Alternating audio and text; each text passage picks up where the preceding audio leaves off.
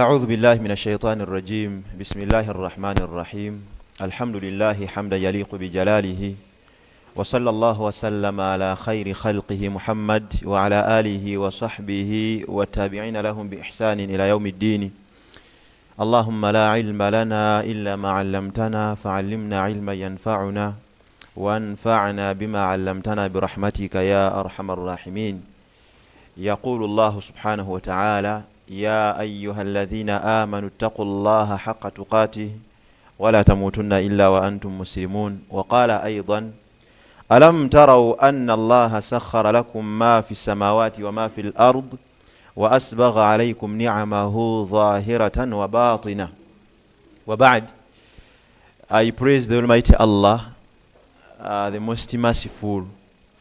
We pray that He delivers peace, salutations and blessings to our beloved Prophet Muhammad sallallahu alaihi wasallam and all the other prophets. We glorify the Almighty Allah subhanahu wa ta'ala. Verily, He is the Most High. He has the best of the virtues. I greet you all with the best salutation. Assalamu alaikum wa rahmatullahi wa barakatuhu. In the first place, it is my pleasure. I am so delighted to be meeting you, the Muslim youth. Alhamdulillah for that.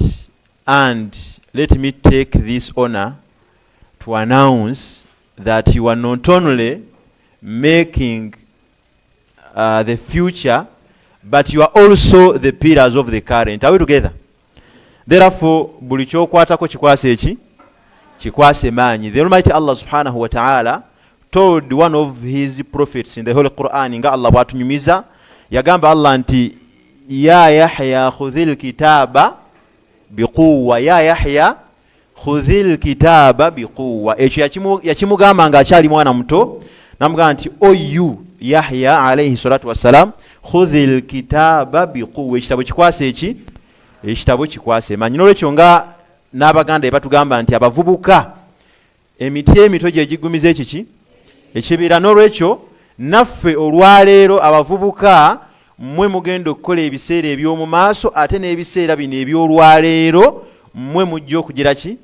Okubikola. Tuli fenna ensi eno ekuzibwa abavubuka kubanga be balina amaanyi agasobola okubeera nti gakola, be balina obwongo obugenda okukola ebintu eby'enjawulo n'ebirala. Temwerabira lamma khalaqa Allahu al-khalqa, when Allah subhanahu wa ta'ala made his creation, after he had created all his creatures, he offered trust and responsibility to the heavens in the first place.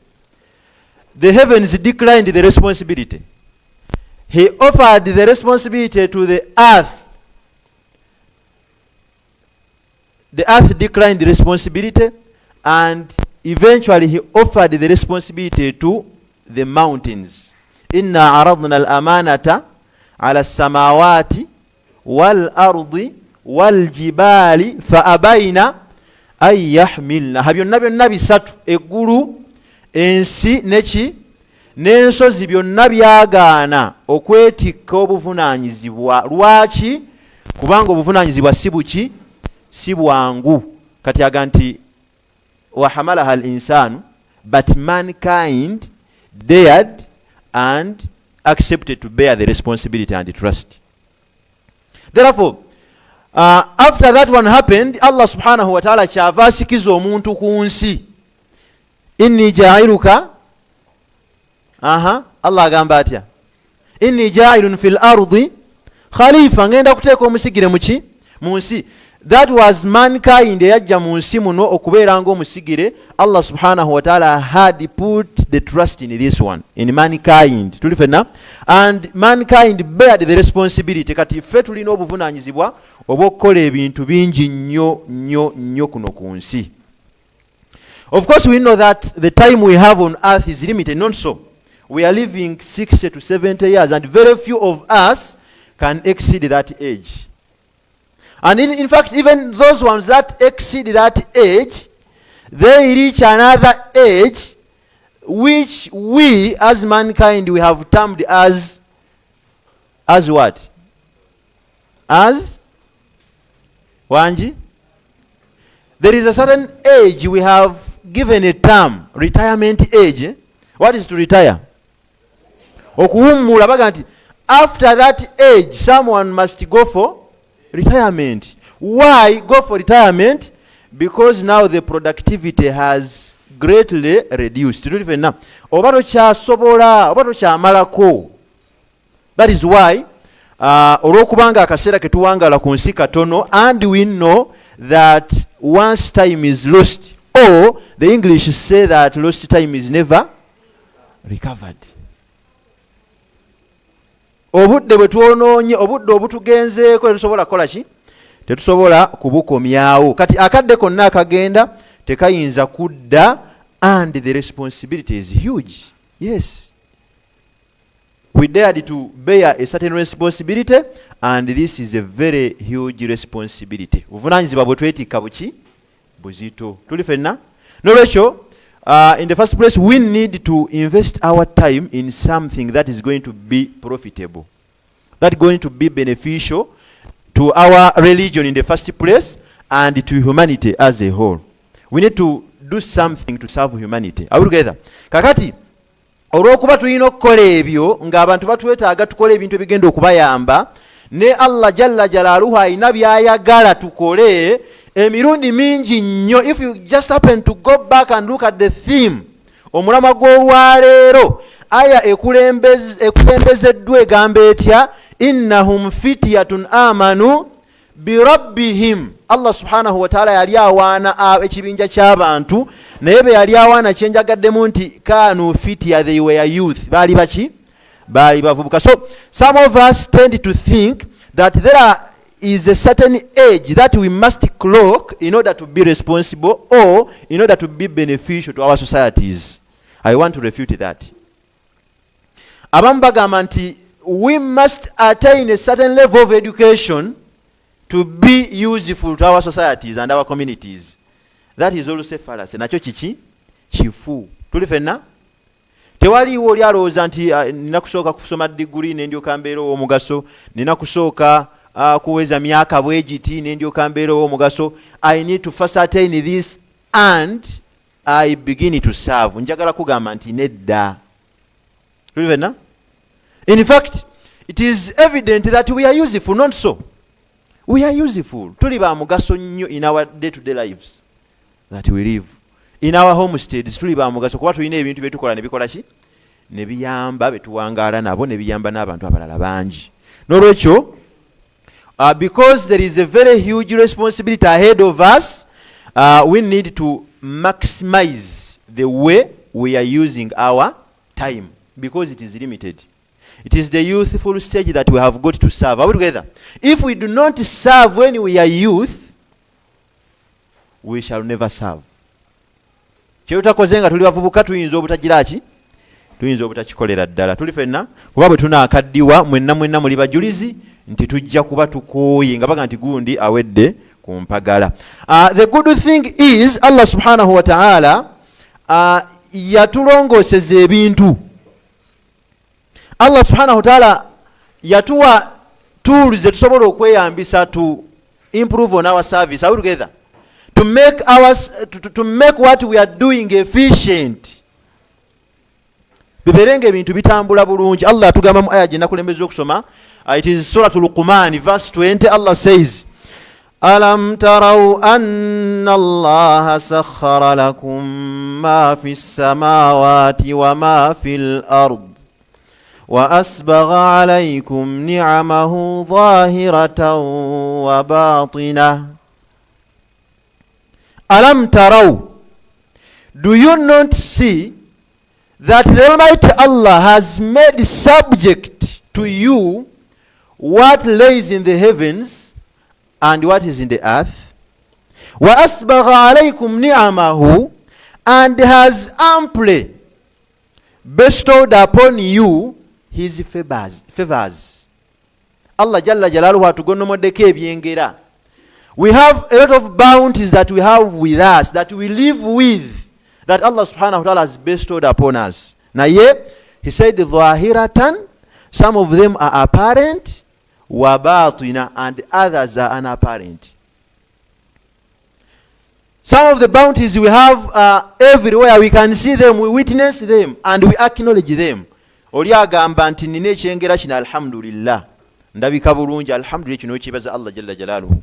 And there are very many other bounties that are hidden. Ebikyali ebiki? Ebikweke.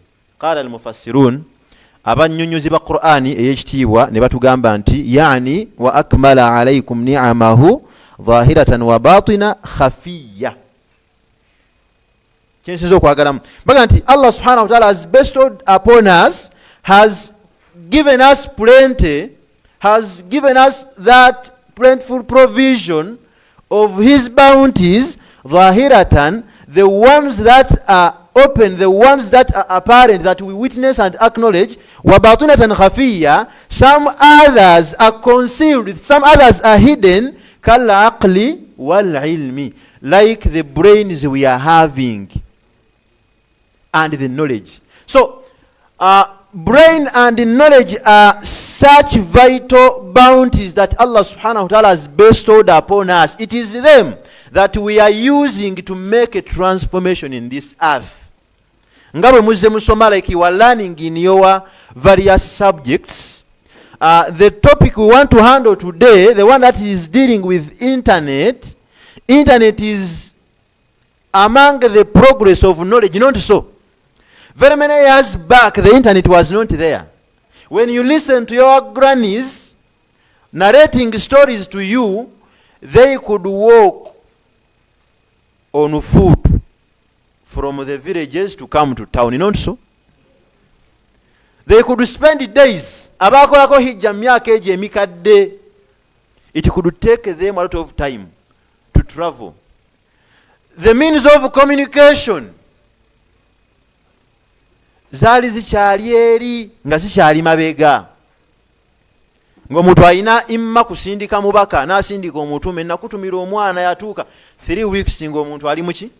Ali mukuba agenze kubika.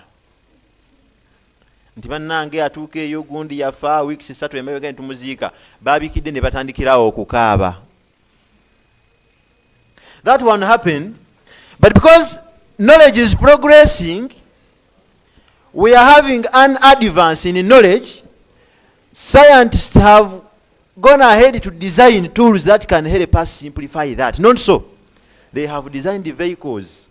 Abaaliwo ebiseera ebikadde baakola emirimu gye baakola. They introduced laws and theories that could guide in designing these various machines to simplify man's work.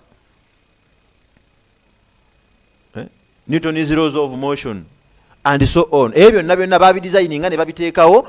They are the building blocks. Kati abaliwo olwalero aba-advancing mu technology ebyo bazimbirako, and they design these modern tools that we are using to simplify our lives. The principle of conservation of energy and so on. Ebyo byonna they are using that. They are advancing it. Bakozesa principles ziri, energy can neither be created nor destroyed, but it can be altered, but it can be transformed from one form to another. Ebyo bazimbirako ne bagamba nti we can design a machine that can transform energy from being this type or from being this category. For example, electrical to heat energy and so on. Ne bazimba ebintu ebitwanguyiriza obulamu. N'olaba ng'olwaleero tetukyetaaga kuwandiika bbaluwa emale mu kkubo mwezi mulamba for us to communicate, to send a communication to someone. What do? We just pick on our cell phones. You call. In a blink of an eye, ng'omuntu ali in the US, omuntu ali Saudi Arabia, omuntu ali e Iraq, omuntu ali luddawa nga asobodde okuwulira byokola ki?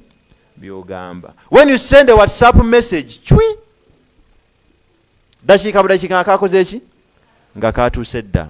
Technology has progressed to the extent that we can even meet each other virtually. We can conference, not so. Conferencing where during the time when COVID was at its peak, we used to study, not so. Which programs did we use? Did we meet in class? No. We studied while we were at home. What programs did we use? You used what? Yes, all are virtual. Some Some of them use the radios. There are some others that use the television, not so. Some others use the programs like Zoom. You conference. When you are following. That is due to the progress in technology. Are we together? Now, as we talk of the internet, an internet, or when we talk about the internet, is a network. It is a network that has been built specifically, or in the first place, to provide a variety of communication or information and communication facilities. The sole aim of us having the internet is to have our communication stimulated, to allow the flow of communication. Are we together? Because that is one of the major things that we need in day-to-day life. Twetaaga okubeera nga communication ekola ki? Nga communication ebeerawo. You need to receive and send. Are we together? That is how we move. Communication is so vital. Twetaaga okuwuliziganya. Between us and our Creator, we need that communication. Between us and our fellows that we live with, there is communication. Communication must have to take place. Even between us and animals, you have to communicate with them. Kati bwe tucommunicating about ebintu nga byanguwa. N'olwekyo communication kintu kikulu nnyo kye twetaaga okubeera nga tuteekako essira ery'amaanyi. And it is the primary role gye tukozesa internet etuyambako okugonza ebyempuliziganya. You are sending and you are receiving. Are we together? And if we talk about sending and receiving, we need to also note that information is the best thing that can ever be shared. Information, basically. Are we together? Because it is the information we use to change our lives. Are we together? Allow me at this opportune moment to note that, yes, I want to caution you that much as the internet has got a lot of benefits, on the other hand, it has got a great temptation that can lead someone astray, that can land someone into problems. Fi dunya wal akhirah. Kunsi ne kuki? Ne kunkomerero. Are we together? Internet yemu eyina emigaso egyo gyonna. It stimulates, it facilitates our communication. It has a very huge benefit. When we talk about the benefit we get from the internet, it is countless. You can mention just a little few. You can mention a little. Ekola biri. Ebintu ensi kakati, nowadays you say that the world is now digital. Twavaayo deri muki? Mu analog. N'olwekyo internet ya mugaso nnyo, but we also need to take this caution nti much as it has that great benefit, there is also the side of the temptation. Are we together? Therefore, we need to stay warned. That is why we organized this, that kaifa yaishu shabul muslim ma'a shabakatil ankabutiya. Omusiramu, omuvubuka omusiramu awangala atya ne internet. Lwaki? Because we want this Muslim youth to extract the good from the internet and keep safe from the temptation. Are we together? If we just talk about the search engines, the education, or the information we attain or we obtain from the internet, and the information we share, of course it cuts across. It is a two-way. Ojja kwesanga nga abantu abamu bwegenda ku internet ng'oyagalayo information osobola okugjayo information nga ya mugaso ddala, si bwe kiri? N'ojjayo ilmu egenda okuyamba, you update what you have been knowing and you learn new ideas. You apply them, you may either earn rewards or solve problems or improve your way of living. Are we together? on the other hand, some others go there naye ne bawunzika nga yebajjeyo si byaki nga si bya mugaso si birungi. Oli n'agenda ku internet n'agenda ku there are certain sites there that are majorly restricted to persons under the age of 18. To my dismay, some youth who are even under age, when they go there, they say they are 18 and above, such that they can access such sites. What do such sites do? They end up spoiling the entire generation. And that is why the immorality nowadays is on a rise. Empisa zoononeserwa ki? Internet. Nkozesa mbi eya internet. Abavubuka abato beekoze ebintu bingi. They go there, ne batuukayo ne bajjayo ebintu. They want to put them into practice. Ne balaba ebintu ne bajja ne babiteeka mu bulamu bwabwe, and in the end they will live the rest of their lives in regret. People have joined the LGBT community. Do you know, have you ever heard of that community? Homosexuals. People have joined them. People have practiced, they have been tempted to practice homosexuality. Naye nga kijja kitya? Nti bagenze mu internet ne basangayo search information or search content, they invest their time in search content. Are we together? Therefore, kitegeeza nti omukkiriza yenna, omuvubuka, omusiramu obuvunaanyizibwa alina okubeera nga muzuukufu. You need to be alert. Kugamba weetegereze biki byogenda okujjayo ku internet ate biki byogenda okuteekayo. Allah subhanahu wa ta'ala bwe yali aboogerako mmwe n'aba bafaanana yagamba bw'ati: kuntum khayra ummatin ukhrijat linnasi ta'muruna bil ma'ruf wa tanhauna 'anil munkar wa tu'minuna billah. Kuntum khayra umma, you are the best nation, ukhrijat linnas, that has been produced as an example for mankind. Ta'muruna bil ma'ruf wa tanhauna 'anil munkar, you enjoin others to doing what is right, right? Wa tanhauna 'anil munkar, and you forbid what is wrong. You forbid what is evil. Have you understood your role? That is, you need to put this ingredient in the communication you are making. Whenever you see that somewhere someone has gone astray, it is incumbent upon you to forbid. Bw'olaba ekibi olina okugira ki? Okufuba okukyewaza abalala. Bagenda nti banne kino kibi tukole ki? Tukyewale. Likewise, when you know of something that has benefit, that is righteous, you are empowering your colleagues to access it, right? You are directing your colleagues by okwenyagira ebirungi. Bagamba nti waliwo ekirungi kino na kino na kino, gundi jangu tukiyige, gundi jangu tukikole. Are we together? Therefore, kati gwe omulimu era ekyo kye kyabawanya Katonda, naga nti you are the best. Omanyi kakati mwe musoma ku luzungu ekyo bakiyita batya? Superlative, comparative.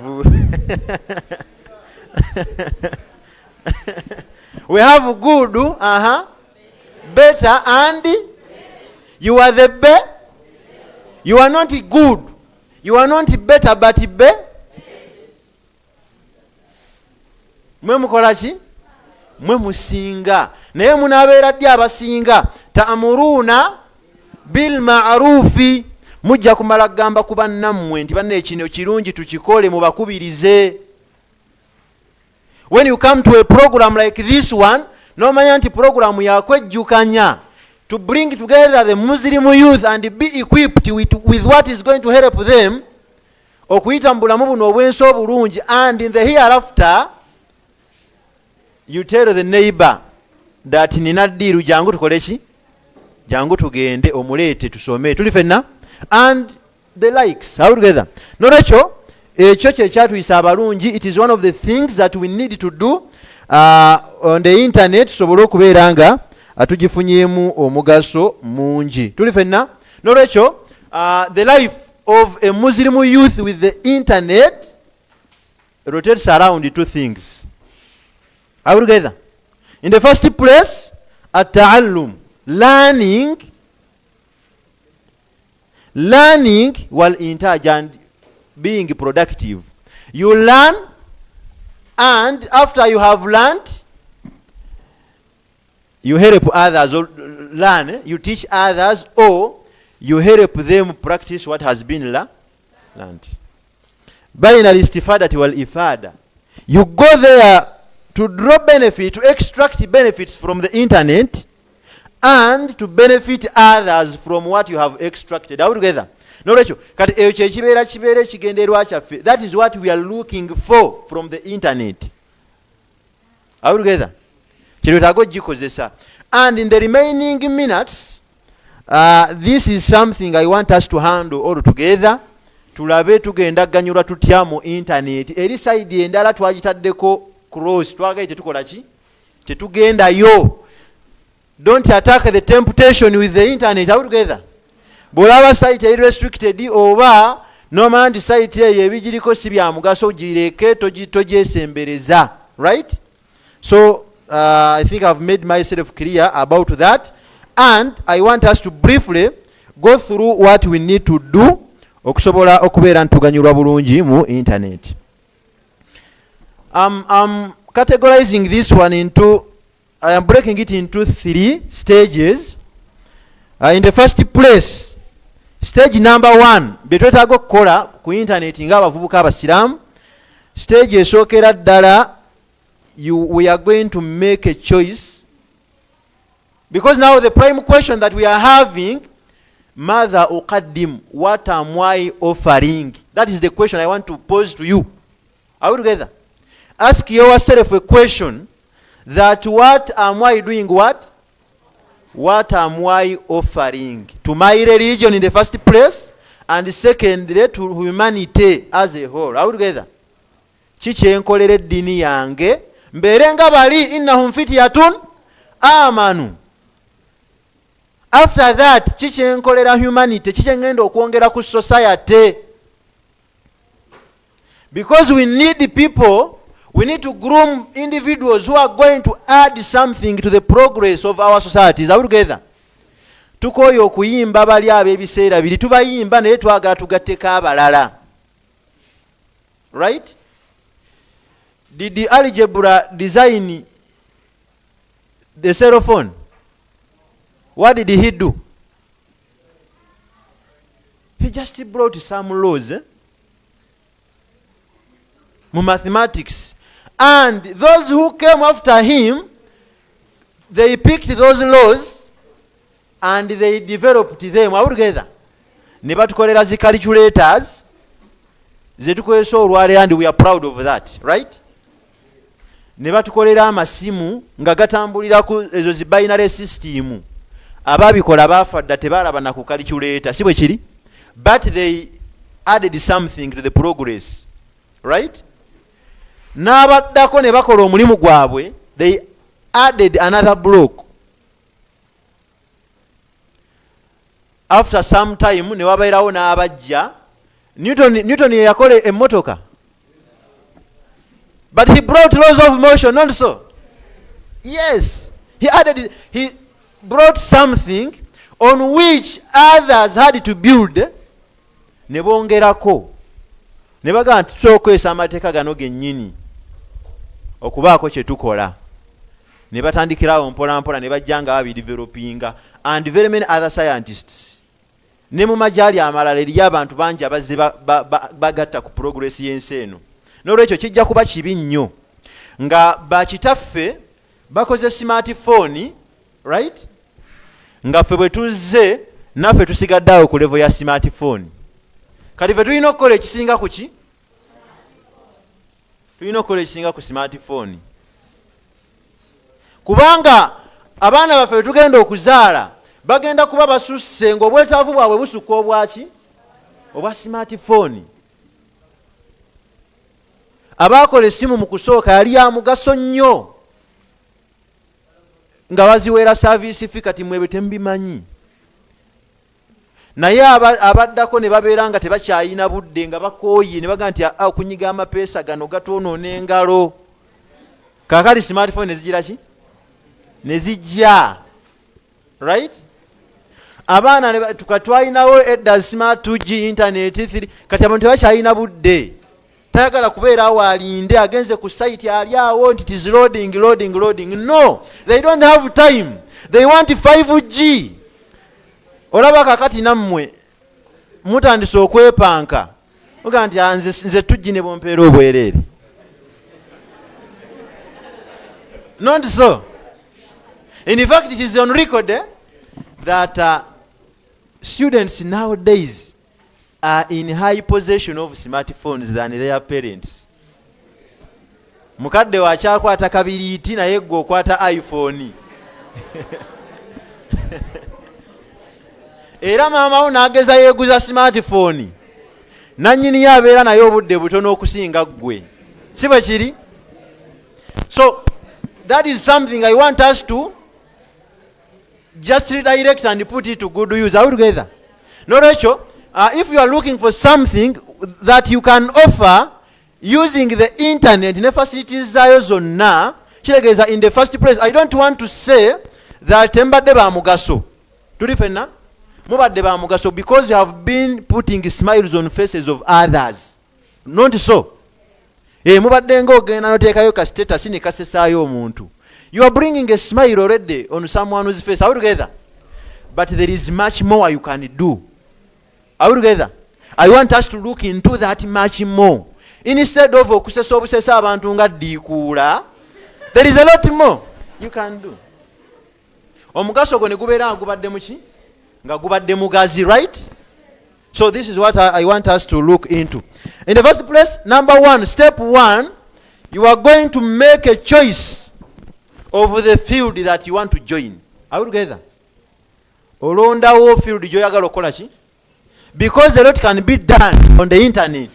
Kati golondawo nti nze njagala kukola ki? Are we together? Njagala kugenda mu field ki? Nkozesa internet mu field eyo nsobole okubenefitinga my religion and humanity as a whole. Are we together? Kakati, of course you can build that one. Among the things that you can use to build that one, number one is passion. There are some people who are passionate about some things. Olwa abantu nga banyumirwa nnyo, nga balina ebintu ebanyumirwa. Everyone has a passion, not so? Kati passion ye esobola okuyambako okudirectinga ku ki kye weetaaga okukola. Right? For example, waliwo omuntu nga wansonyi nnyo nga tasobola kwogera mu bantu, for example, ng'akimukaluubirira. Kati nga yeetajja ng'eyo field tagenda gigendamu. Tuli fenna? Ye n'agamba nti nze ngenda kuwandiika buki? Buwandiisi. Ogenda ku status ye nga ye buli status ye tateekayo videos oba bifaananyi bye ng'ateekayo biki? Kooti. N'akootinga akantu n'akateekayo ne tukayigamu. Tuli fenna? N'atondawo field eyo. N'omulala kati asobola ozimbira ku passion omuntu ky'asinga okwagala. Njagala nnyo bino. Nze njagala nnyo bya tekinologiya. Osobola okuyambako abantu ne bakulaakulana mu bya tekinologiya ku myaka gy'olina using the internet. Are we together? So that is what we want. That is the spirit we want to awaken in us all. Problem solving is another thing that can direct you to make a choice of a field that you want to join. Oyinza okuba ng'olina ekizibu kye walaba n'osalawo n'oga nti I am going to offer myself nzije I participate in solving such and such a problem. Are we together? Because we are encountering a lot of problems in our day-to-day life, in schools, in our homesteads and so on. Osobola okuzuula ekizibu n'ogamba nti naye kyendabye when we were at school abaana basanga balina obuzibu For example, you can notice that some people fear the staff room a lot. Not so. And the offices, right? Why do they fear them? It is because they don't know how to conduct themselves when they reach there. Agamba kati bwentuukawo. In fact, some of them have ever been blasted on reaching certain places, right? Because of their conduct. Someone goes to someone's office, n'atandika okulingiza. That one can get blasted. Go back. Tulifena? N'agamba nti ewannyo waawo nze ne office bikomye wano. Right? So you can notice that problem. Ate nga gwe tekikuwa nnyo buzibu. So n'ogamba nti I'm going to fight, I'm going to do some effort to see that I can solve this problem with my colleagues. You just look for the etiquette. You can go and consult, you can go to the internet and search n'ofuna amaalumati ag'enjawulo agoogera ku etiquette. N'omanya nti etiquette zino omuntu yandibadde yeeyisa atya ng'atuuse mu kifo bwe kiti. Nga bwe tubeera ne etiquette ez'awaka mu Qur'ani mweziri, and even other writers have put these things in writing, right? يا أيها الذين آمنوا لا تدخلوا بيوتا غير بيوتكم لا تدخلوا بيوتا غير بيوتكم حتى تستأنسوا وتسلموا على أهلها. Ebintu bwe bityo totuyingira mayumba gatali gaffe paka nga tumaze okukola ki? Okusaba olukusa. Konkona sooka okole ki? Kakati ekyo kisobola okulema okuwandiika ku status n'ogamba nti leero ndeese etiquette za kuyingira mu office ya muntu, za kuyingira mu staff room, n'ogamba nti step 1 bw'obeera otuuse ku staff room sooka okole ki? Okonkone. Omanye ebizibu by'oba ogonjodde awo naye ng'otadde buteesi ku status. Oli bw'akasomako bw'ati nga baamukuba oluba mu njogera y'ennaku zino, yalingiza ne bamuboggolera. Bw'akasomako bw'ati agamba ekitegeeza ono kyekyandeetera ebizibu, omulundi omulala ajja genda akole ki? Are you seeing that you are solving a problem using the internet with very little effort?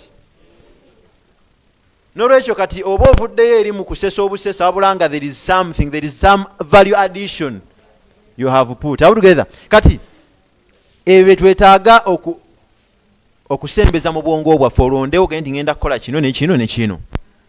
Step 2 nti bw'oba omaze okukonkona tola salaamu or send a greeting. Omuntu ayinza okuba si musiraamu atogera mutwera salaamu, but you send a greeting. Good afternoon, good morning, good evening, and so on. When I enter, what do I do? Noga nti phone etiquette, omuntu yayisa atya nga akubidde omuntu essimu. Bw'okubira omuntu essimu omugamba otya? Kubanga oyinza okukubira omuntu obuvunaanyizibwa essimu naye olw'okuba omuntu tamanyiwe beeyisa nga boogera n'omuntu omukulu n'ayonoona biki? Byonoone. Therefore kiri twetaaga okukirowoozaako ennyo. So problem solving can be some factor to guide you when you are choosing an area to handle and make your submission. You can look forward to meet a certain need. Oyinza okuba olina obwetaavu bw'olabye nga weebuli n'ogamba nti I can close that gap. Naye kisobola okuyambako okusalawo which field you are going to. Or innovation even. Ne innovation nakyo kintu kikulu. Innovation okulinnyisa ebintu value. N'ogamba nti kino ekintu tusobola okukyongerako omuki? Omutindo. Tulifena? Like it has happened in very many areas. Kakati ne ku internet n'ebya information kisoboka. N'ogamba nti ekintu kino kiri kirungi naye omutindo gwakyo kati guli phased out. Abantu tebakyayagala kirisiivinga bwe batyo. Tusobola okukyongerako omutindo n'okikola nga bwe tugenda okweyongera okulaba mu maaso. N'olwekyo osooka kulonda n'ogamba nti nze ngenda genda mu field bweti, internet nze service yange ngenda gikolera mu field bweti ne bweti ne bweti. Tuli fenna? ekyo buli omu akisobola mu ffe. N'agamba nti nze alhamdulillah manyimu ku ddiini, ngenda kusambuza nnyo enjiri yaki ey'eddiini. Nze mu ddiini siri mulungi nnyo naye bwe nkwatagana ne gundi. Tuli fenna? So you can decide either nti I'm going to be creating or I am going to be just forwarding and sharing. I'm going to be innovating n'ebirala bingi by'osobola okukola n'okozesa internet yo ne effort gy'otaddemu ntonotono n'obeera wa mugaso nnyo eri abantu than okuddaawo ne tubeera bubeezi mu entertainment mwokka. Ate entertainment ng'oluusi alina harmful. N'obeeraawo n'olaba kamiimu n'okasaasaanya naye nga tekalina makulu gekoze ki, nga tekalina value gye kagatta ku muntu. Oluusi ebimu nga n'okwesittaza byesittaza. And you just forward or you just share. Tambuza post sima paka ku muki. Therefore, we need to take a caution, right? Let me put some remarks here. Now, when you are making a choice of the field that you want to join, in the first place, I implore you to be selective. Are we together? Gundi eyo nga bw'ogironze, you need to be selective. You follow a certain set of values. And of course, keep track of those values and objectives, right? Kubanga kati ffe Allah kyava awaana abavubuka bano yagamba nti innahum fityatun amanu birabbihim. Tuli fenna ekyabawaanya kiki nti amanu bakola ki? Bakiriza. They believed in their Lord, their Creator. Innahum fityatun, they were youth. Amanu birabbihim, that they were youth who believed in their Lord. Are we together? Kakati ffe ng'abasiraamu tuyina ennono yaffe ey'obusiraamu kwe tukola ki? Kwe tutambulira. Minzaani eyo nkulu nnyo okubeera nayo ng'ogenda okukola choice. Tuli fenna? When you are, for example, omuntu asobola osalawo n'agamba nti nze ndabye challenge, what I'm going to work upon, ndabye immorality ekudde nnyo ejjembe naddala mu bintu by'ennyambala. Nagamba I'm going to come out and advocate for hijab. Tuli fenna? So that is fashion, not so. Kakati when you are joining that one, please be selective. Beera ne minzaani epima n'oga nti nze ngenda ku advocatinga for hijab. Si buli ekinaabeera mu fashion nti ngenda kukola ki? Ngenda kisaasaanya. Right? Ojja kubeera wa mugaso nnyo. Ojja kubeera wa mugaso nnyo n'okusinga bw'olowooza. N'olwekyo, this is something we are imploring our sisters and brothers to cling on. Are we together? Londawo ogambe nti nze ekintu kyonna kyonna kasita kiva ku nnono z'obusiraamu nga nkola ki? Ekyo nkireka. I leave that one out. Tutambule n'ebitambula n'ennono zaki? Ez'obusiraamu. Abaana abawala mugenda ne mwesiiga ebintu ne mwambala. Kati mu kifo kya Yesu oyagala kulaga abantu abawala abasiraamu balungi oba and so on.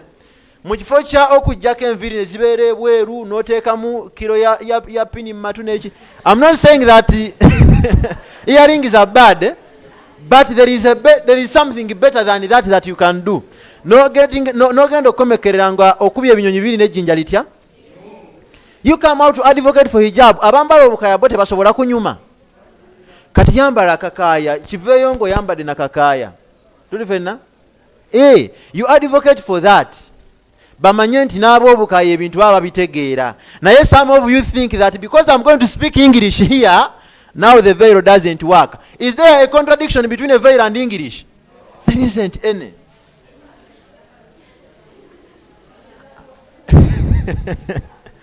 Now, Kati, let us take that one. Number two,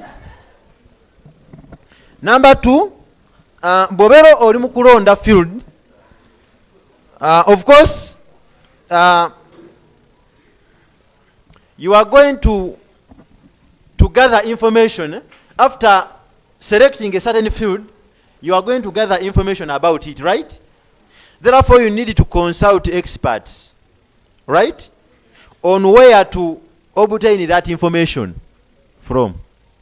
Information ekwata ku bino ngenda which sources ezigenda okunnyambako okufuna information ennungi eri healthy. Otherwise nga bwe mbagambye nti internet erimu emigaso n'ebitali migaso, abantu gye bali mu nsi muno nga they are making themselves sources of information and some of them are giving out wrong information. Tuli fenna? Someone comes olw'okuba alina smartphone n'ajjayo essimu ye n'atandika okuba enjiri, ab'eŋŋanda abo bwe mulaba temubeesigulirako, tebajja kujjukira. Live your own life, baveeko balogo n'avumirira ab'eŋŋanda. Naawe kati bwe wanoonya information ng'ojja ogwa ku oyo, when you take whatever he or she has said, now you know that I'm going to send that one, ogenda kuba otomedde, ogenda kuba okoze bubi. So please make it a point to consult a expert. Are we together? Manya nti ani mukugu mu kino, nti mukutu kikwemba ngenda nenzija information. Njagala information ya ddiini ku nsonga bweti. Seekaani eyali agisomesezzaako gwe nnyinza okuaccessinga ku internet. Ngaga nti genda ku YouTube kuliko omukutu bwe guti. Omukutu gwa Tauba Seeka gundi bamuleetako n'asomesa bwati ne bwati. Olaba akudirectinga towards something that is going to add value on what you are going to to produce. Are we together? Nolwekyo, don't run away from experts, right? We always need their guidance. Tuli fenna? Naddala abantu abakuzeekuzeemu ku miki? Ku myaka. Tuli fenna? Ekyo olaba nti babafuula nnyo ba consultants. They are consultants. They are there to guide us. Kubanga balabye ebintu bingi bamanyi, this is beneficial and this is not. Nolwekyo ekyo kikulu nnyo side awo. Number two, you are going to create an advance in the information I've picked.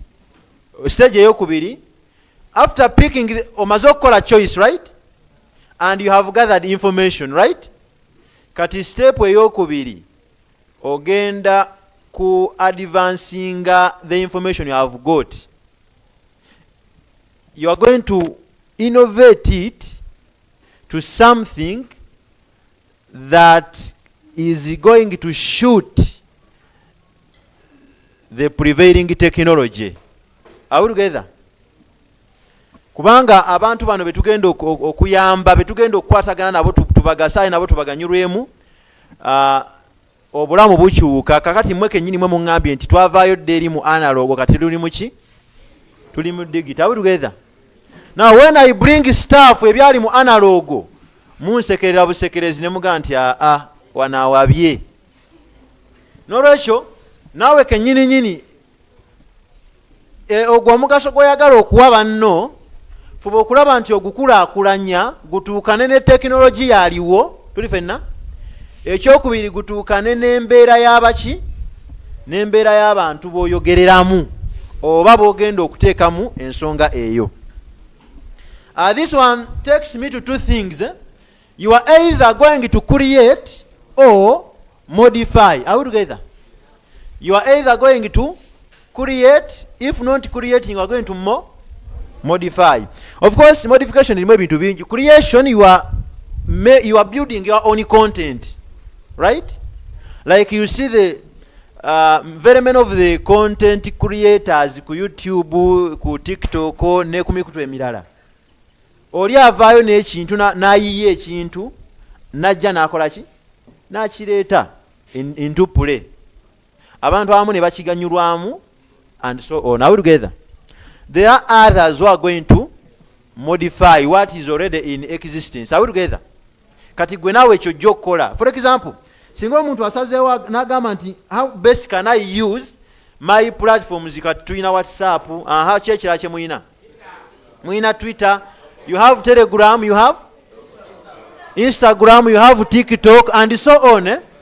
Byonna bye mulina bye mugenda okukozesa, right? So that is enough platform for you to make a change in this world. Are we together? Osobola okukozesa emikutu egyo n'obaako enkyukakyuka gy'okola ki? Gy'okola, right? Kati you can decide to create content.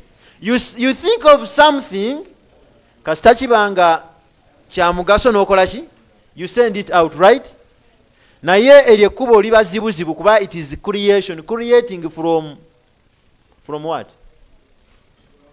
Huh? From scratch. Eh? Can we say from scratch? Creating from scratch is somewhat hard. Eh? Si kyangu nnyo. Si bwe kiri? Naye you can say let me start by modifying. Let me start by modifying. What do we mean by saying modifying? You are going to alter. Otekamu enkyukakyuka enki entonotono, and that alteration is aimed at improving the quality. Improving the quality okulaba nti omugaso gogenda okukola gubeera mugazi. Naawe kati osobola osalawo n'ogamba nti for example, currently most of our prominent sheikhs naddala mu ggwanga lino, they are using Luganda as their medium of communication. Si bwe kiri? And we have a very big community that doesn't understand Luganda. And to them, English would be a better medium of communication than Luganda, right? You can decide to come and address that. Kati nofuna ka video akaseeka, for example, ayinza okuba ayogera mu Luganda kuba kati oli muyizi wa literature, for example. Oba oluzungu lw'olumanyi olinamu ku luzungu lw'okola ki? Lw'omanyi, you can say, let me make subtitles. Have you ever heard of the word subtitles? Mulaba obugambo obwo butambula wansi nga seeka asomesa. Waliwo obugambo obeera mu video ne butambula wansi nga buwandiika byakola ki? Omanyi nti you can watch a video nga speed y'oluzungu kwetambulira tolusobola oba ng'eri mu lulimi lw'otategeera, but you follow those subtitles and pick out the meaning in the video. Therefore, that means that subtitles are very useful themselves, not so. Kati you can decide to do that. Noga nka video kano kalimu information innungi because they are short videos, right? Buteka ku status and so on. Noga let me edit and make a and put in and add in subtitles. Kantekemu obugambo bw'olulimi abewaffe bakola ki? Lwe bategeera n'ogenda ng'ovvuunula. Mufti Menke ayogera olulimi ki? Luzungu. Some of our parents did not go to school. Oba tebaalwa mu ssomero ngaffe bwe tukoze eki? Ngaffe bwe tulirudde mu si bwe kiri? Kati ogenda bayamba otya? Bo bateerawo Mufti Menke bayinza obutamufuna. Osobola ogamba kambatereko subtitles. Much as tebategedde lulimi nga bwe lugenze, but at least they can follow the subtitles and pick out the information. You have made a change. Bw'okateeka ku status omulala asobola okukwongerayo n'omulala. Olaba w'okoze ddaawa. Naye ekyo kyetaagisa diguli? It doesn't. Are we together? In fact, it doesn't need anything you don't have. Buli kye kyetaaga okola ki? Okirina. You can pick content from a certain form and transform that content in another form, over format. Osobola okuba nga oli yakola ka video nga content obijje mu video. Kyotegedde mu ka video nga kikulu, you can decide to put it in writing. You know, wandika meme ku status. You share that. Are you seeing? You are making a modification. You are making a quote. Mumanyi abasajja abo boogerako naga nti this one said ne bakootinga. Mulowooza abasinga obungi baleka abiwandiise. Abamu bayogera byogere. But people picked that content, they modified it, ne baga nti waliwo ne community ejja okwagala ebyokusoma ne bagiwandiikira buki? Buwandiikizi. Are we together? N'olwekyo by'oyiga bw'osanga akantu ne kabeera ka mugaso nnyo, kalungi nnyo, you can put it in writing or you can summarize the point from it. N'okawandiika ku status, n'okawandiika ku Facebook yo, n'okawandiika ku Twitter yo, ne kayamba abantu. Tuli fenna? Bireme koma ku byakusesa byokka. Neno tusobola okugendayo nitubeera ba mugaso. Ebintu ebiri audio visual waliwo osobola okugwa ku audio nga seeka yakola audio nga nnungi naye nga terina ki video. You can put in some visuals. Abamu bakikozesa, waliwo abantu nga balungiko mu graphics and so on, n'abaako ebintu bibateekamu. Mulaba aya ezo tebatera tusharingira ku status oluusi, ne bateekawo aya ng'esoma eno emabega, ne bateekayo obaoliawo amazzi nga gayiika, ebintu beautiful scenery and so on, oba ebintu ebiri close ku topic ya aya, ekyo naffe tusobola okukikola. Naawe n'opickinga some audio nga katonotono bwe kati n'obaako ebintu by'okateekateekamu. Point gye ndiko egamba etya nti ogenda kwongera omutindo kuki ku content ono gw'opickinze asobole okushuutinga tekinologi yaaliwo n'abantu betukola ki betwogereramu. Abantu betwogereramu balina bye baagala, they have interests, they have things that they are no longer entertaining. Edda baseeka batusomesanga nga boogera Oluganda luli lwennyini, naye olwaleero wendogera mmwe temujja kubitegeera. Bwe nzija wano ne mbagamba nti nasanga omusajja nga wakatawi, nvaawo nze kanza abitegedde abyogedde, si bwe kiri?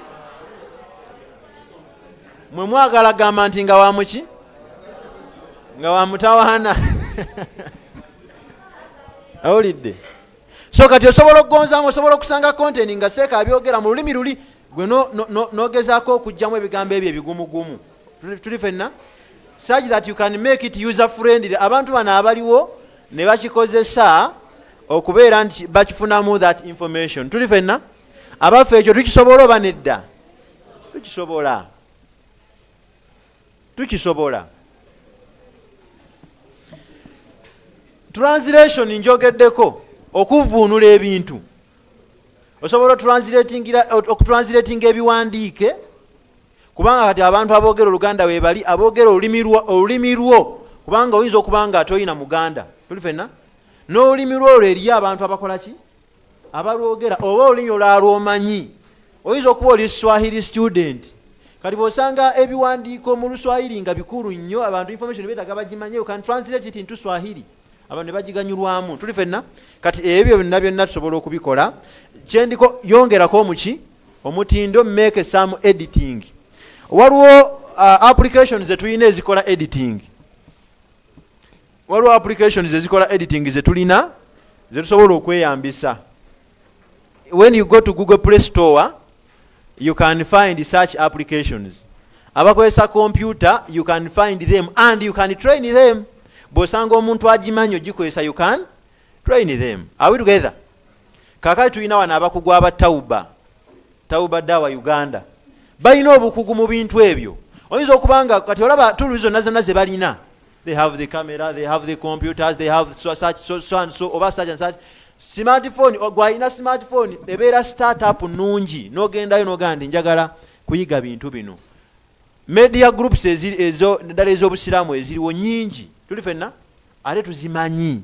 Abamu kufa abazikolamu oba abazikola tubayinako akakwate. They are our brothers, they are our fathers and mothers and so on, right? Kati fuba okulaba nti kye balina ng'osobola okiyiga kola ki? Kiyige. Bagamba nti ka video kavaayo katya bwe kati okeeditinga otya? N'akuyigiriza bakola ekintu. Bw'okiyiga naawe n'okola n'obeera wa mugaso nnyo eri ummeeno ku duniya ne kuki ne ku akhira. Kati mwe musomye eddiini, alhamdulillah musomye ku ddiini, mumanyi nti kino kya mu mpisa ate kino si kyaki. Ne bw'okola video ya dakiika 2 oba 3 n'oyogera ku nsonga n'obaayo hadisi, nabbi yayogera atya ku nsonga eno? Min husni islami lmar'i tarukuhu ma la ya'nihi. Kya mu busiraamu omuntu okuleka ebitakola ki? Ebitamukwatako. Tuli fenna n'otambuze, olaba bw'ogenda okugasa ennyo abantu naye nga okozesa tekinologi. Tovudde togenze ku kkubo okwata muzindaalo baga nti abaaye mumpulirizeeko, bakusangako ki? Simu. N'ataayagadde kuwuliriza ku WhatsApp wajja n'alaba nga wataddeyo ka status ng'agenda ng'akanoonya nga akaganyulwamu. Step eddako oba level endala yakubeera nti, anyway, before I go to the next level, there are other applications, they are end user applications, but they have editorial futures inbuilt. Si bwe kiri? Ewaliwo apps zetukozesa zirina ng'osobola okweditingira mulimu ennyini nyini. Kati nga TikTok erina biki? Ng'osobola okozesa vidiyo yennyini nyini ey'omuntu n'ogattamu ebibyo. Eyo future mweri mu TikTok. Si bwe kiri? Mpulira sima mu Duet. Duet eri ku TikTok? Oba temugimanyi? Wangi? Abatalina masimu mujja kufuna amasimu. Ebintu byonna byonna mugende nga mbirabako. Kati okusaasaanya step eddako ya to share. Waliwo platforms ekirungi ezo musinga omumanya platforms ezikozesebwa to share information and share content.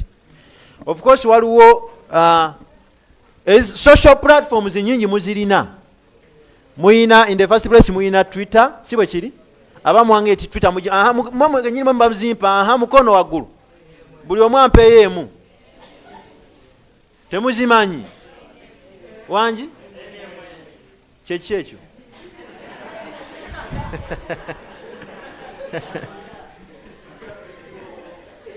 Social platforms kati oyina banno okimanyi nti osobola oteekawo eddalasa ya Qur'ani n'obasomesayo essuula z'omanyi naye ng'eri ku WhatsApp. N'oteekayo eddalasa ya Qur'ani ng'eri ku ki? WhatsApp. Munna ayina WhatsApp nga musinkana ne mudalasamu ku Qur'ani n'omusomesa nga bwaddamu. Tuli fenna? Osobola oteekawo eddalasa nga ya physics.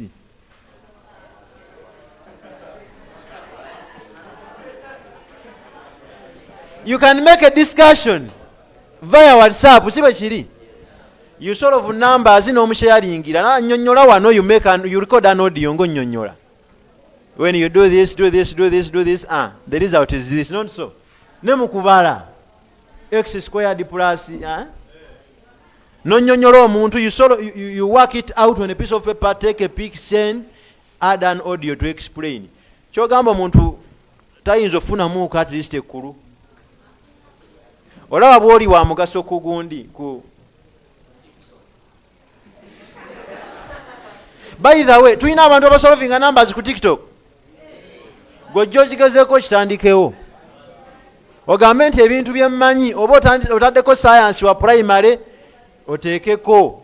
Onnyonnyoleyo akantu akali academic. Ojja kulaba nga abazadde bangi bajja kaagala bakalaga abaana baabwe babayigirize. Tuli fenna?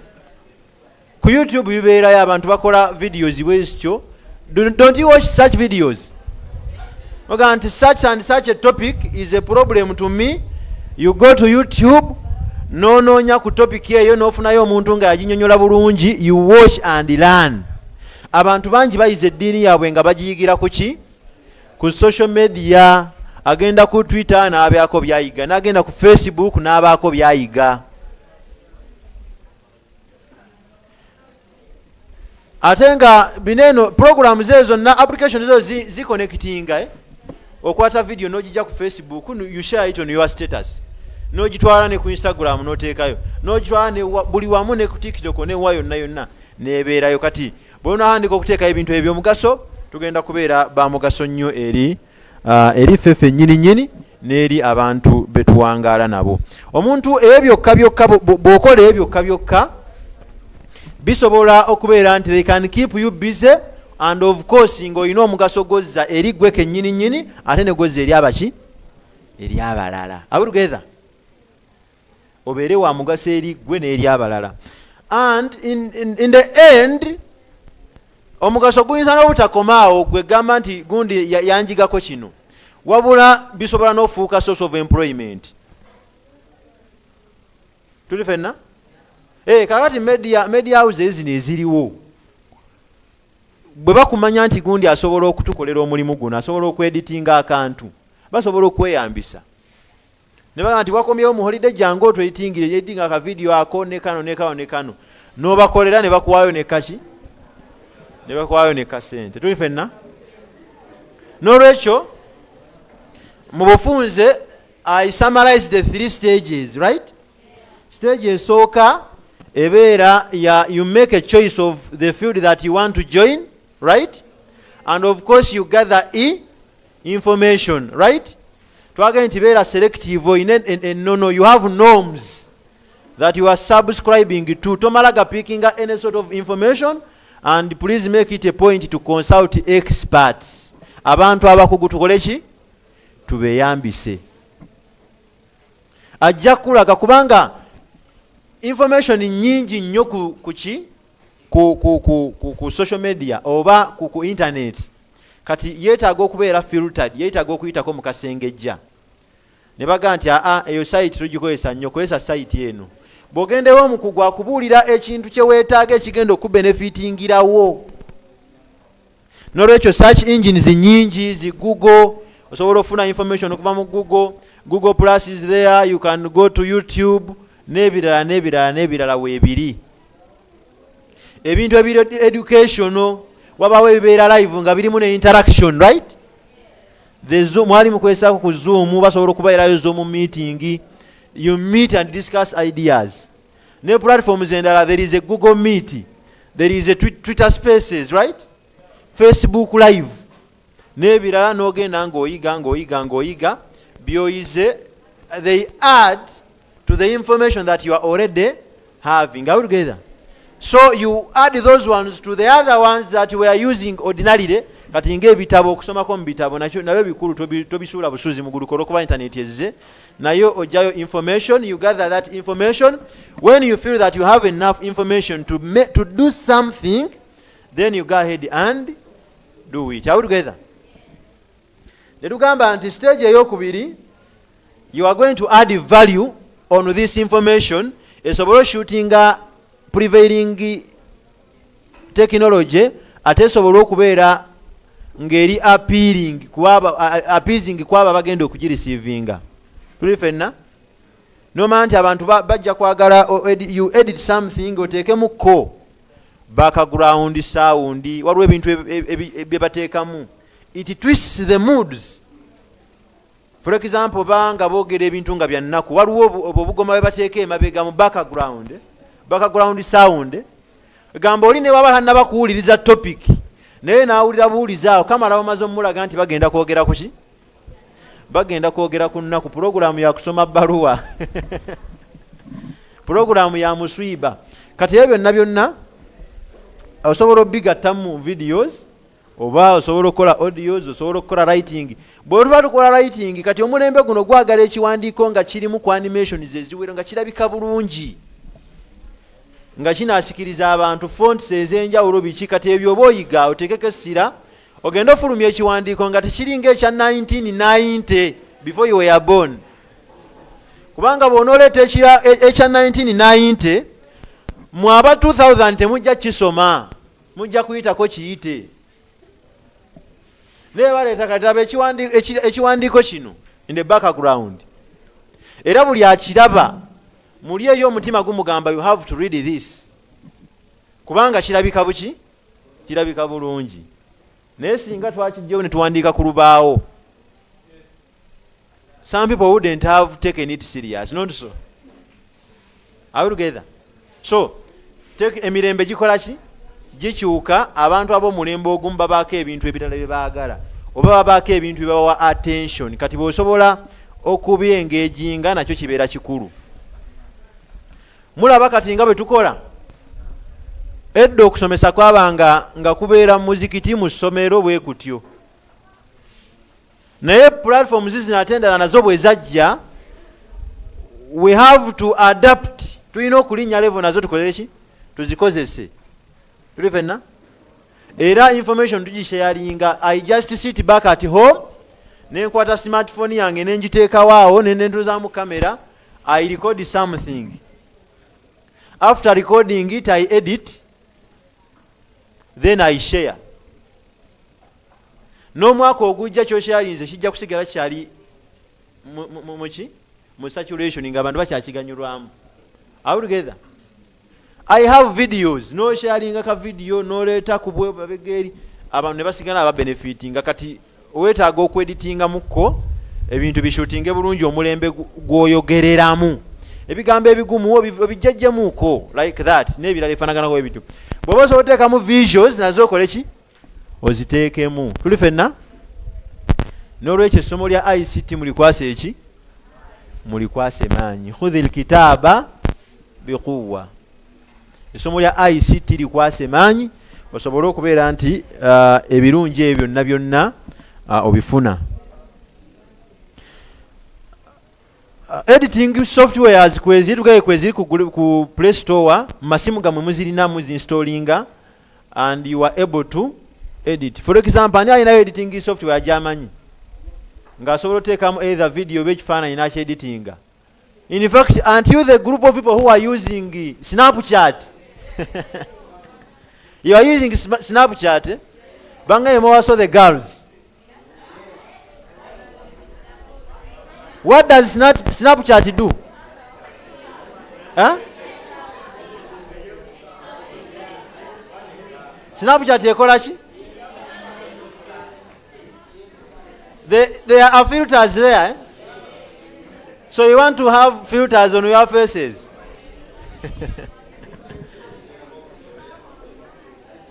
Anyway, Snapchat is there. That one is for photos, not so. How about for videos? Huh? InShot. Someone is using InShot for editing videos. That is a very good one. Andala. Prime. Oh, no. It is KineMaster. Yes, that one. That one is another one there. So there are very many of them. Now we are going to compare. Huh?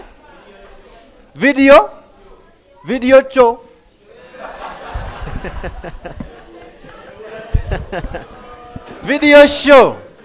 Video show is also there. Have you ever used them? So when you put them to proper use, omugaso gujja kubeera munene nnyo. Are we together? Now, my colleague afulumyemu wabweru, when I came here, I came before he came, but when he came in, twebuuzizaako n'angamba, where did I see you? That is the question he asked me. I said, I don't know. After some time, n'angamba, I saw you in a certain video in a daily reminder series.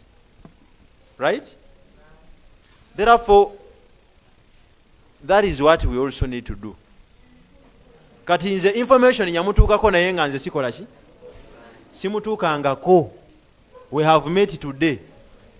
But that one may have happened around 2 years back. Ayinza okuba nga yandabako emyaka nga ebiri emabega. N'olwekyo naye nga information esigala etambula kati bwebanga ya mugaso n'omugaso okola ki? Gutambula. Tuli ffenna? Wasomesa concept bweti oba ayogera ku kintu bweti oba omuntu nga yakuyigako akantu ojja sigala otambula bulungi ng'ofuna empeera ate nga naye weeyongera okuyiga. Kikoze bulungi nti programs bweziti waliwo abazimanyi era bazikozesa ate n'endala kati abalina zi TikTok omumanyi nti osobola okweditinga within Facebook kati abamu mukozesa WhatsApp statuses and so on. Ebyo byonna osobola okubeera nti obifunirako. Then for sharing, the list is endless. Mumpadde za sharing nyingi, the TikTok, the Twitter, the WhatsApp, n'ebirala bingi byonna nga mubimpadde mubikozese to bring that one to action. Am I saying that you should leave what you are doing and do this? No. What am I saying? Please, we just need to make a little twist in what we are doing. Are we together? When we do that, we shall be bringing our work to great benefit. Byetukola weebiri tukola ki? Sibagamba nti byemukola mubiveeko. Bino byenjogera, this is the life we are living in our day-to-day life. Don't you communicate? You use statuses, not so? You use WhatsApp, you use Facebook, Snapchat, n'ebirala bingi. My message egamba nti ebyo nnyini nnyolamu kaki katono nnyo ogatemu ebirungo. You just need to spice what you have up. Teekamu ku birungo ogambe nti kino kye ngenda okusharinga kigenda kuleeta benefit ki. Tuli ffenna bw'omanya okumanya benefit eyo, you can go back noga nti I can add value to it. Ogende okole editing, value eveyo bulungi, tutambule nakyo. Ntegerekese.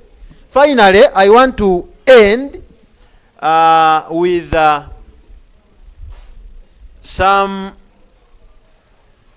remarks here. Nazo muzitwale nkulu nnyo nga tukola omulimu guno. Tunakugezaako bajama insha Allah, saba Allah tusobozese. Number 1, omuntu ayinza okwebuuza ekibuuzo nti when do I start doing what you have been talking about? The answer is we are starting now. Are we together? Bw'oba badde oteekayo status nga zabaddiikuula bokka, internet obadde ogikozesa naye olina ky'obadde osuubwa ate ng'okisobola. Kati yongera oteekeyo status ezikola ki? Ezina ola information gye muyiga mu ssomero. Abantu bangi nnyo ebweru eyo tebagimanyi. Olaba ne bannammwe mu masomero agamu babeerayo nga tebagimanyi. So you can pick some piece of advice from what you are learning and forecast it. Nobako ogiteekwa ku status gamba omuntu n'akiyigamu. Eyo hadisi gy'omanyi, eyo sura gy'omanyi. Instead of conducting challenges nga za nnyimba, tusobola okukola challenges nga za aya yaki eya Quran. I have ever seen it somewhere. Naddala ku lunaku olw'ejjuma waliwo omuntu gwe mmanyi, Sheikh Jamil Semakula akikola. Bateekayo challenge nga ya aya ku jjuma. Ne tusoma Quran y'ekitiibwa. Oli n'asoma aya n'agisoma, n'omulala n'agisoma, n'omulala n'agisoma, n'omulala n'agisoma. We are adding value. Tuli ffenna? We are advocating for the Quran. You can advocate for the hijab. You can advocate for morality. Empisa yaffe ey'obuki? Ey'obusiraamu n'etambula. Number 2. Omuntu ayinza okwebuuza nti what should I offer? Ki kyemba nkola ki? Kyemba nkola. Are we together? After you have made a choice of the field that you want to join, amagezi genkuwa nti know your limits and don't exceed them. Are we together? Nabbi sallallahu alaihi wasallam yagamba nti balighu anni walau aya. Balighu anni walau aya. Are we together? That preach outside there from me, even if it is only one verse. Are we together? Hadith say that tradition teaches us to keep our limits. Are we together? Please don't exceed your limit. Omanya woli omugaso gukolemu ekyo kyokola ki kyoli. Are we together? Don't go sagala ndabe muntu ku video ate nga ali mu kuwa hukumu, nga ali mu kuwa namula, nga ayisa fatwa. No, don't do that please. Ekyo kirekere bannyini kyo. Gwe manya nti nze nasomye hadisi erimu obulungi bwa kino. Obulungi bw'ekyo bw'oba okola ki? Bw'oba oyogerako komaawo. Tuli ffenna? Akubuuza kiramulwa kiti oyo kola ki? Mugambe nti ekyo sikola ki? Sikimanyi. So tushayalinge be tulinako ki? Okumanya. Tugambe nti funa topic ino, noonyereza ofune information ennungi kuyo. Okusharinga akantu katono yabantu tebeetaaga bingi nnyo. Omulembe guno tegukyetaaga bintu biwanvu nnyo. You are conducting a lecture for 3 hours. No. Tebakyabyagala olwaleero. What do they want? Short clips. Si bwe kiri? Bwe bubeera ku status. Status ya seconds maker. Just 30 seconds. You bring a benefit. Hadisi n'omugaso gumu khalasi nga kiwedde. Tuli ffenna? Therefore, work within your limits. Are we together? Tosukkawo. Bw'onoosukkawo ojja kubyonoona. Ekyokusatu, how do I start? How do I start? Practice. Ntegerekese. Stages nze nzikufundiriza 3. You practice. Weebuuze ku mukugu w'ekintu agambe otandike okigezesa. You shall see that after some time you shall be advancing each and every time. Finally, I want you to be cautious about time management, because some people have been taken away by other programs, then ne baleka ebirala nga tebabifuddeeko ne byonooneka. Are we together? As the Muslim youth, we are still studying. Are we together? So make sure you properly manage your time. When it is doing this, please don't do it in school hours. Are we together? or during class time, you dodge classes to come and do this. You don't do your house chores to come and do this. Bakulese awako olina okuwaata emmere gw'oli ku TikTok. Olina okwoza ebintu oli ku ki? Oli ku WhatsApp. No. Are we together? Omusiraamu afaayo nnyo ku budde. Nga bw'olaba abantu tulina obudde bw'eswala butuuka ne tuyimiriza ebirala tugenda tusaala na kino kipulaningira obudde bwakyo n'ebirala bisigale nga bikola ki? Bisigale nga biraninga. Tuli fenna? I beg to stop here.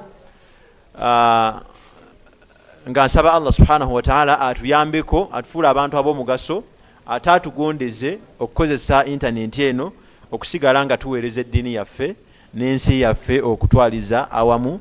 Subhana rabbika rabbil izzati amma yasifun wa salamun ala al-mursalin walhamdulillahi rabbil alamin. Assalamu alaykum wa rahmatullahi wa barakatuh. Allahi wa barakatuh.